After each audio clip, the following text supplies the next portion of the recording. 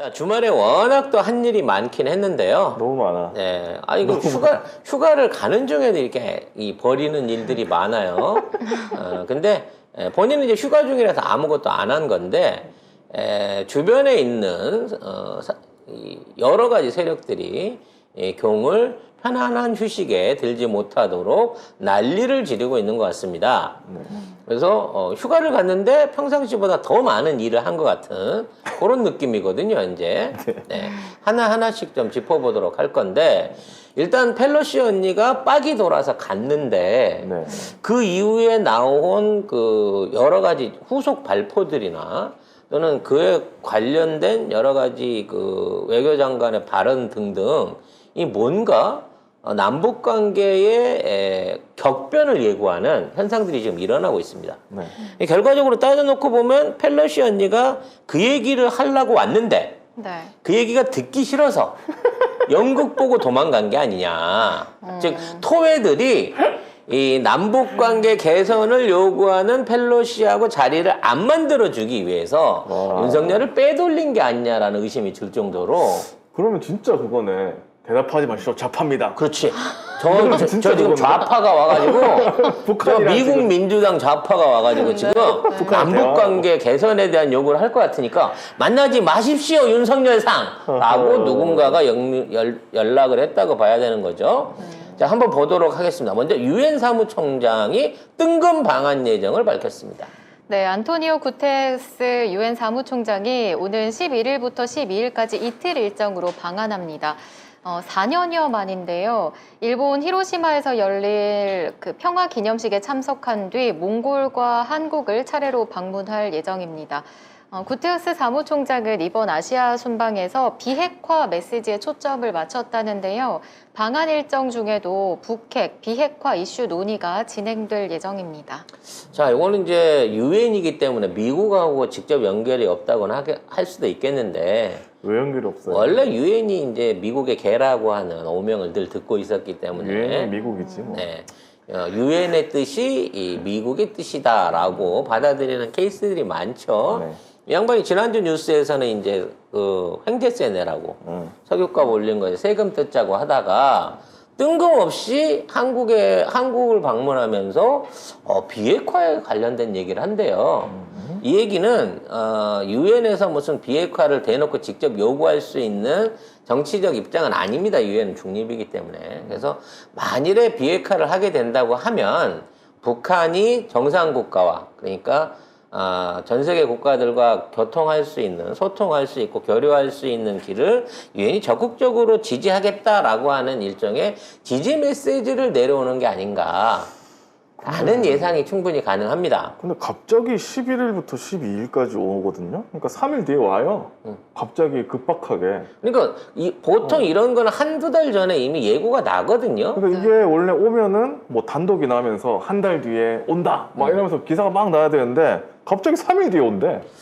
그러니까 자꾸 이게 몰래 온 손님 같은 느낌이 들어요. 원래부터 몰래 온 손님은 다 도둑이거든요. 네. 손님이 예의를 갖춰서 오려면 나 갈게, 몇 시에 갈 거고 뭐 준비해놔, 나는 개인적으로 불고기 좋아해, 요 정도까지는 이제 하고 오는 게 그동안의 관례였는데 그러게요. 요즘 대한민국을 찾는 손님들은 안 불러도 와요. 조코 위도도 안 불러도 왔죠. 그 다음에 펠로시도 온다 안 온다 결정을 그렇게 하다가 지난달에 안 만나준다고 하다가 갑자기 밤중에 훅 하고 왔죠. 네. 이번에 이제 유엔 사무총장도 이런 걸 보면 허허, 참. 우리나라 국격이 개판인가 봐요. 네. 그러니까 아무 때나 그냥 아무 때나 가면. 그냥 간다 그러면 가는 거고 만나자 그러면 만나야 되는 거고 만나도 되고 안 만나도 안 만나도 되고. 상관없고 상호 조율도 필요 없는 뭐야. 이런 단계가 아닌가 싶습니다. 근데 뭐 유엔에서 온다고 하는 거는 일종의 이제 에피타이저 약 치는 것 같은 느낌인 거고요. 자, 정직 신임 미국 대사가 북한과 대화 용의가 있다라고 하는 발언을 5일날 갑자기 꺼내놨습니다. 네, 필립 골드버그 신임 미국 대사가 권영세 통일부 장관과 면담했는데요. 여전히 북한과 대화할 용의가 있다는 바이든 정부의 대북 기조를 재확인했습니다. 다만 미국의 목표는 여전히 한반도 비핵화라면서 북한의 불법적이고 불안정을 야기하는 행동에는 대가가 따를 거라고 경고했습니다. 이에 대해서 권영세도 전적으로 동의한다며 한미 협력이 중요하다는 점을 강조했습니다. 사실 이게요, 우리한테 안 알려진 뉴스가 있어요. 그게 뭐냐면 뭐예요? 금요일 오후에 북한이 이 핵실험을 준비하고 있다라고 하는 기사가 짤막하게 떴거든요. 네. 이게 동시 타임으로 뜬 거예요. 같은 날, 5일 날. 쉽게 말해서 지금 가뜩이나 바이든 머리 아프고 골치 아픈데 핵실험까지는 하지 말아라 라고 하는 일종의 미국 측에서의 그 북한 달래기가 아닌가라는 생각이 들고요. 사실 이게 신임 미국 대사가 대화의 필요성을 강조하는 예가 사실은 민주당 정부에서 거의 없었습니다. 민주당의 그동안 대북 정책의 기조는 그냥 관망한다는 거였고, 나쁘게 말하면 말려 죽이는 작전이었거든. 상대도 안 하고 그렇죠. 경제 제재하면서 스스로 털어놓을 때까지, 네가 내려놓을 때까지 미국은 그냥 전략적 인내를 한다. 이게 민주당의 정통적인 일종의 그 대북 전략 중에 하나였어요. 아, 미국 민주당은 북한 문제에 대해서 엄중하게. 그렇죠. 엄중하게 대처를 하되 아무것도 그냥 안 한다. 아무것도 안 한다. 뭐야, 한국 민주당이랑 비슷한데? 에라이, 진짜. 네. 아무튼 요런 류였는데 지금 적극적인 대화를 하겠다라고 나서고 있다는 거죠. 갑자기? 네, 그만큼 지금 입장이 곤란한 겁니다. 미국은 전선 확대를 원치 않는 거야. 이미 우크라이나도 지금 정리가 안 돼서 지금 단란시키 때문에 너무 머리 아프고, 대만도 지금 어떻게 해결돼야 될지 그 체면치레 예쁘게 하고 빠지기가 참 어려운 입장에다가, 만일에 여기에 북한이 핵실험까지 하면서 이 문제까지 불거져 버린다 그러면 전선이 세 개로 갈라지기 때문에 사실상 미국이 외교적으로 대응할 여력이 사라져 버려요. 왜? 할아버지가 너무 나이가 많아. 그래서 과로하실 수가 없거든. 지금 코로나 2번 걸리고 난 다음부터 사실상 공식 석상에 나타나는 예가 없잖아. 화상 그러게. 통화나 좀 하면 모를까. 어디로 가셨나? 그래서 지금 이 양반이 진짜 숨을 쉬고 계신지도 아직 송심체 발견되는지도 명확하지가 않은 입장에서 이제 고마해라라는 얘기인 거죠.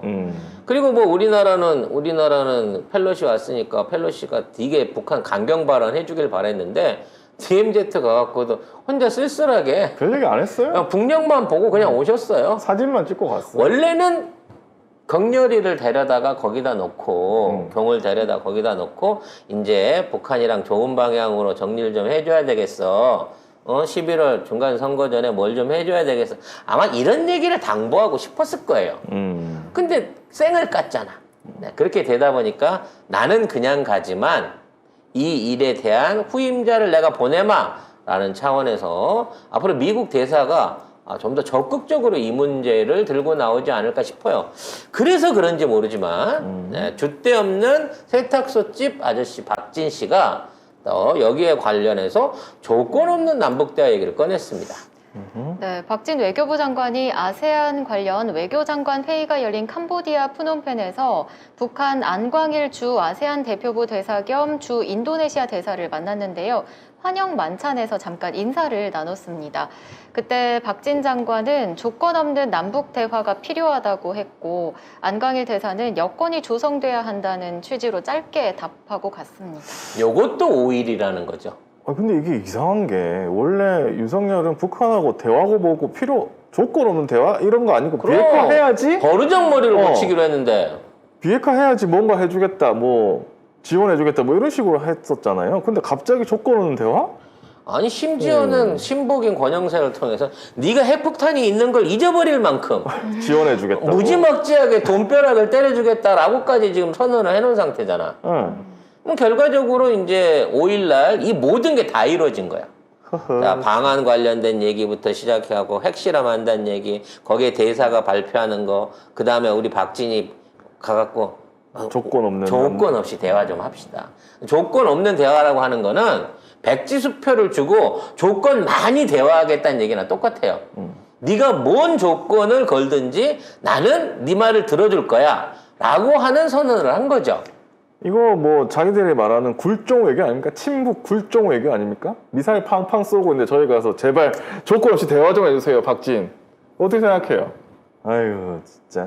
물론 뭐 이런 과정 중에 갑자기 무슨 그 현재 개발 중인 현무 5 숨겨졌던 현무 5에 대한 일종의 그 실체를 또 국방부가 갑자기 딱 개방을 했어요.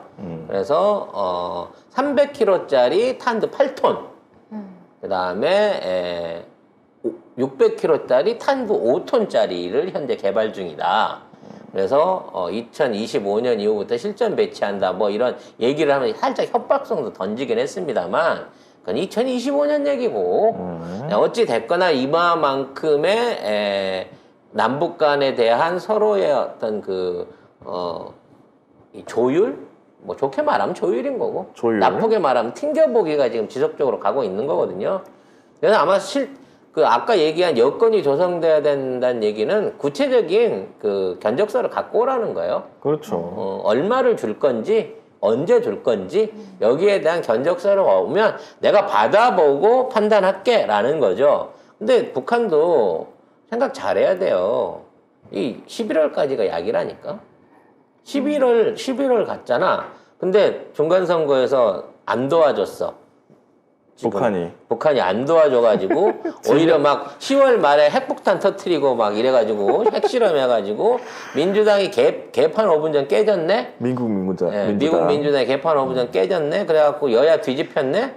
그러면 공화당이 아이고 우리 북한 잘했다. 이제부터는 내가 지금 의회에 다수당 됐으니까 너 이제부터 풀어줄게 할 것 같아? 더 안 해요 그때 가면. 일단 지금 있는 대로 받아낼 수 있는 만큼 미국하고 받아내갖고 이 관계를 확 진전을 시킨 상황에서 그 다음에 차기 정권을 놓고 뭐 바이든이 또 나올 수 있을지 없을지 모르지만 현재선 트럼프가 유력하다고 하니 다시 트형님이 돌아와갖고 싱가포르 같은 데서 제외할 날을 기대하면서 지금 민주당한테 받아낼 수 있는 거는 악착같이 11월 전에 뽑아 먹어야 된다는 거지. 근데 지금 민주당이 돌아가는 상황이 미국 민주당이 너무 안 좋으니까 이 북한하고 어떻게라도 해서라도 뭐 종전선언이라든지 갑자기 수교 뭐 그렇게 할 수도 있다고 막 얘기가 나오고 있거든요. 그러니까 뭐 예를 들어 북한에 직접 가는 건 불리하다 치면 김여정 같은 인물이 미국으로 한번 방문한다든지. 김여정? 뭐 이런 방식으로 해갖고 양국 간의 수교가 실질적으로 이어지고 있다라는 부분을 증명할 수 있는 게 돼야 되는 거예요. 근데 이제 이 문제에서 제일 큰 문제는 비핵화에 관련한 약속이거든. 쉽게 말해서 민주당은 현재 북한이 먼저 비핵화하겠습니다라고 하는 약속과 일정을 주지 않으면 그거에 대해 이제 북한에 대한 지원이나 제재 해제를 해줄 수가 없는 거예요. 이건 일종의 당론 같은 거지. 왜냐하면 트럼프하고 할 때도 트럼프가 좀 풀어줍시다 했을 때 안 돼. 먼저 선행 조치가 이루어져야 돼라고 버텼던 이유는 얘네 자존심 싸움인 거야. 그렇죠. 최소한 북한한테 이 약속은 먼저 받아내야 돼라는 거거든. 물론 뭐 약속이 이렇게 어려운 건 아니에요. 북한같이 공산국가들 맨날 약속 이리저리 막 뒤집는데 북한이 비핵화하겠습니다. 미국하고 대화하겠습니다. 해서 실제로 응하든 안 응하든 그런 말 한마디만 해주면 되는 거거든. 근데 그런 말 한마디를 받아내는 데까지 북한은 선입금을 계속해서 요구를 하고 있는 거고. 그렇죠. 그렇게 말을 하려면 뭐가 있어야지 말을 하지. 그리고 이거를 미의회나 또는 미국의 재산으로 갖고 줄 수가 없는데 우크라이나하고는 상황이 다른 거야. 그렇게 되다 보니까 원하는 거 있으면 대신 누군가가 지갑을 열어야 되는데 처음엔 일본이 열 것처럼 그렇게 살살살살 기면서 쫓아다녔단 말이야. 근데 일본이 지금 경제 위기가 최악이에요. 그래서 더 이상 일본한테서 그만한 지원금을 바랄 수 있는, 그러니까 쉽게 말해서 일본이 자기네도 거지 새끼이기 때문에 그러니까 북한이 원하는 국제 통용화폐인 달러를 줄 수가 없어. 일본도 달러가 씨가 말랐어요. 언제 한번 경제 시간에서 얘기를 꼭 해드리고 싶은 얘기인데 지난달을 계기로 사상 최초로 우리나라의 수출액이 일본의 수출액을 추월했습니다. 이 얘기는 한국의 경제 규모를 생각해 봤을 때 엄청난 충격적인 소식 중에 하나. 물론 이게 일시적으로 잠시 일어난 한 달의 상황인 건지 앞으로 지속될지 모르지만 아무튼 그 많던 격차를 따라잡고 우리나라 수출이 일본 수출을 초과했단 말이야. 그 얘기는 뭐냐? 일본은 더 이상 외화를 외국에서 벌어들일 능력이 없어요. 빚을 낼 수 있는 거 이외에는 능력이 없는데 일본의 경제적 생산 능력과 수출 능력이 한계에 달했고 지금 추락 일보 직전이라는 얘기가 나왔기 때문에 더더욱 일본 돈이 가치가 없어지는 상황이 생기고 있는 겁니다. 그래서 이 상황에서 우리가 일본을 지원하겠다라고 하는 미친 짓만 안 하면 일본 은행은 파산이에요, 이제. 올해 안에 파산할 수 있습니다. 그런 상황에서 지금 일본을 카운터 파트너로 해갖고 얘네 지갑 열어갖고 북한이랑 대화해야지 안 되는 거야, 미국은. 근데 북한은 확실해. 현찰 안 들어오면 안 움직여. 그럼 지금 있는 상태에서 전 세계에서 이만한 현찰을 내줄 만한 호구가 어떤 나라냐? 미국이 보기엔 대한민국밖에 없는 거죠. 진짜 아이러니하다. 이게 남북 관계가 좋아지는 데 있어서 문재인 정부 때는 우리가 돈 안 썼어요. 오히려 문재인 정부는 이명박 박근혜 정부 때보다 훨씬 더 대북 지원을 안 했던 그룹입니다. 그렇죠.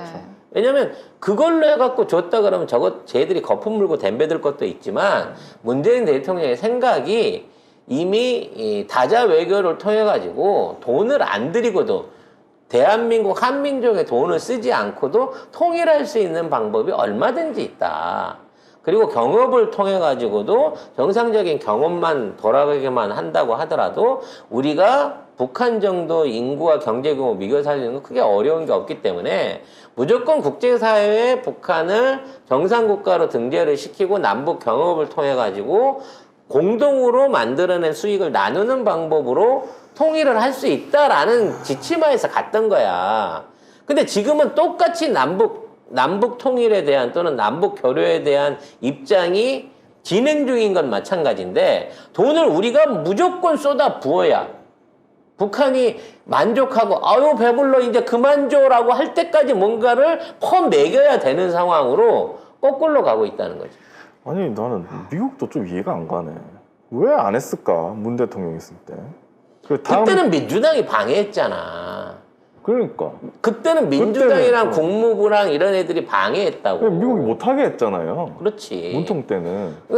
트럼프가 머리가 안 좋나, 애들이? 뭐 김정은 만나서 얘기 잘하려고 할 때 우리나라의 미군 사령부나 미 국무부 같은 경우에는 뭐 철도 관련한 조사도 못하게 하고 철도 복원도 못하게 하고 생태계에서도 못하게 하고 이런 짓거리들을 했었단 말이야. 그러니까 지금 미국의 논리는 한반도의 이익이라든지 이런 거는 전혀 상관없어. 미국의 이익에 부합해야 된다는 거지. 저는 정말 그러니까 이제 와서 급하니까. 그러니까 급하니까. 할 게 이거밖에 없으니까 북한을 자꾸 늘어지는데 윤석열은 그거 듣기 싫다 이러고 있고. 뭐 하는 짓이야? 가만히 보면 윤석열도 사실은 민주당이 세웠던 정책들을 다 이어나가고 있어요. 뭐 주택 가격 하향 조정이라든지 이런 남북 교류라든지 뭐 이런 부분에 있어서는 분명히 어느 정도 우리의 공약을 미필적 고의로 지금 실천해 주고 있는 게 맞아. 근데 이걸 대놓고 무능 때문에 그러는 거고 여기에 대한 부담을 국가한테 지우려고 하는 게 나는 문제가 있다라고 생각한다는 거지. 근데 제가 김여정 페이스북을 안 보다가 오늘 좀 봤는데 방금 북한이 코로나 제로 상황을 선언했습니다. 어이씨고? 그래서 마스크를 벗고 다녀도 된다 이렇게 하고 있거든요. 그러면 미국에서 가장 극적인 그 장면을 원한다면 북한으로 가야지. 코로나도 없다 카니. 내 생각엔 낸시 펠로시가 갈 수도 있어요. 이 언니는 그런데 잘 가거든. 네. 위험한데 많이 푹푹 쑤시고 들어가는 거니까 자 앞으로 대북관계 개선에 있어서 바이든이 선봉을 설지 낸시 펠로시가 선봉을 설지 아니면 민주당의 차기 대선 주자가 선봉을 설지 이걸 앞으로 좀 지켜봐야 된다는 생각이 듭니다. 차기 대선 주가 있습니까? 있잖아. 그 젊은 의원 있잖아. 40대 초선 의원. 갑자기 이름이 생각 안 나네요. 자,